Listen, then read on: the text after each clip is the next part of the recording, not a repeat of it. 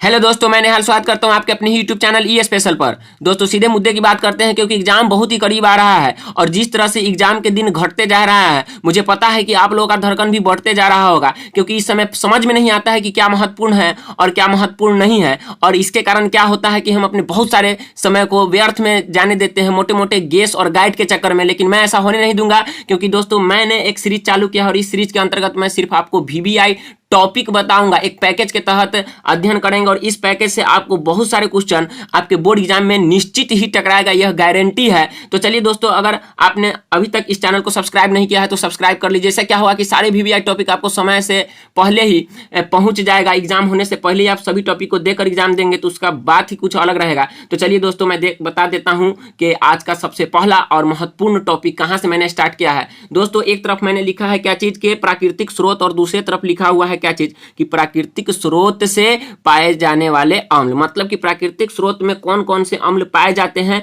इस पर चर्चा करेंगे। दोस्तों सबसे पहले क्या है, सिरका, और सिरका में पाया जाता है एसिटिक अम्ल। और दूसरा है संतरा, संतरा में पाया जाता है सिट्रिक अम्ल। इमली में टार्ट्रिक अम्ल। टमाटर में ऑक्जेलिक अम्ल। दोस्तों गलती क्या करते हैं कि ट से टमाटर, ट से टार्ट्रिक अम्ल में मार देते हैं, लेकिन हो जाता है गलती। दोस्तों इमली में होता है टार्ट्रिक अम्ल और टमाटर में होता है ऑक्जेलिक अम्ल। और दही में होता है लैक्टिक अम्ल। नींबू में होता है सिट्रिक अम्ल। और चीनी का डंक यानी कि मेथेनोइक अम्ल उसमें प्राप्त होता है। और नेटेल के डंक से भी क्या होता है, मेथेनोइक अम्ल प्राप्त होता है। फटाक से आप इसका स्क्रीनशॉट ले लीजिए और इसे याद कर लीजिए अभी ही वीडियो समाप्त होने के बाद ही। दोस्तों अगला टॉपिक यह लिया है कि कार्बन यौगिकों के कुछ प्रक्रियात्मक समूह। दोस्तों इससे भी क्वेश्चन देखने को मिल जाएगा आपको। क्या चीज है कि एल्कोहल में, मतलब एल्कोहल का जो सूत्र होता है, फॉर्मूला होता है, वह क्या होता है। तो दोस्तों OH होता है और एल्डिहाइड का CHO होता है। पहचान है ये सब। और कीटोन यौगिकों को पहचानने के लिए आपको CO प्रक्रियात्मक समूह को खोजना पड़ेगा, फॉर्मूला।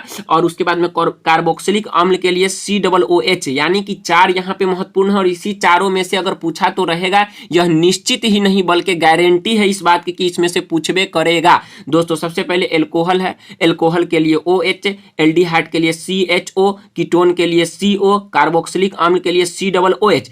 अगला टॉपिक यह आता है कि सक्रियता श्रेणी से क्वेश्चन पूछ लिए जाते हैं कि बताइए इसमें से कौन सा तत्व है जो फलाने तत्व से ज्यादा क्रियाशील है। दोस्तों तो उसके लिए आपको याद करना क्या पड़ेगा, क्रियाशीलता श्रेणी यानी कि सक्रियता श्रेणी। और सक्रियता श्रेणी में आपको पता ही होगा कि सबसे ज्यादा सक्रिय रखने वाले तत्व कौन है, क्रियाशील तत्व कौन है, तो वह है पोटेशियम। और उसके बाद में है sodium, calcium, magnesium, aluminium, zinc, ferrous, plumbum, copper, argentum और अरम। यह सोना है, यह चांदी है, यह तांबा है, और यह पीबी है जो लेड है, और यह फेरस लोहा, zinc, aluminium, magnesium, calcium, sodium और फिर क्या चीज, पोटेशियम। उम्मीद है कि आप इसे अच्छे से देख रहे होंगे। तो चलिए आगे मैं बताता हूं कि अगला टॉपिक क्या है। दोस्तों अगला टॉपिक यह आता है कि उपधातु। और यहां से भी क्वेश्चन पूछे जाते हैं कि बताइए निम्नलिखित में से कौन ऐसा तत्व है जो उपधातु है। तो आप कब बताइएगा, जब आपको याद रहेगा तब ना, घबराने की बात नहीं है। हमने 9 का उपाय कर दिया है, लेकिन आप कहिएगा कि 9 कैसे हो गया हो, 7 गुना होता है। तो हम आपको बता देते हैं कि इसमें सिलेनियम और फिर एस्टेटाइन पर थोड़ा कम ध्यान दीजिएगा, यह सभी बुक में नहीं रहता है। साथ ही याद रखिएगा आपको इन दोनों को छोड़कर, लेकिन नजर रखना है सब पर, छूटना नहीं चाहिए। दोस्तों सबसे पहला बोरोन है, और बोरोन के लिए संकेत क्या होता है, B। सिलिकॉन है SI, जर्मेनियम के लिए GE, आर्सेनिक के लिए AS, सिलेनियम के लिए SE, एंटीमनी सबसे ज्यादा इंपोर्टेंट यही है, यही पूछता है। टेरका है, एंटीमनी का SB होता है, और टेलुरियम का TE होता है। फिर आगे क्या है, पोलोनियम, पोलोनियम का PO और एस्टेटाइन का AT। चलिए दोस्तों इस वीडियो को यहीं पे समाप्त करते हैं, फिर मिलते हैं अगले वीडियो में। अगर चैनल को अभी तक आपने सब्सक्राइब नहीं किया है तो फटाक से सब्सक्राइब कर लीजिए। चलिए धन्यवाद।